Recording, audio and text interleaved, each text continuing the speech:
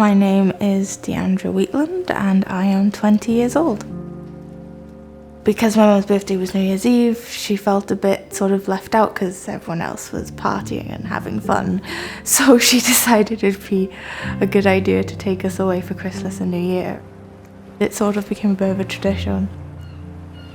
Especially when she was sick, it gave her that sense of, it doesn't matter what my situation is, I can enjoy myself. This is my chance to enjoy myself. They rushed her into hospital. She deteriorated so much within 24 hours that the doctors were like, there's no way we can stop this at this point. And within, I think it was 36 hours, my mum had passed away. I had to grow up in a matter of seconds rather than a matter of years. I knew that I wasn't going to have the house, I knew I wasn't going to have any money, and I knew all that was going to happen. My uncle lived in a one-bedroom flat. I lived on the sofa and I had all of my stuff in that sort of corner. Having a roof over your head doesn't mean that you aren't homeless. I don't have somewhere I can sort of be myself. I didn't know how long it was going to be until I got a flat.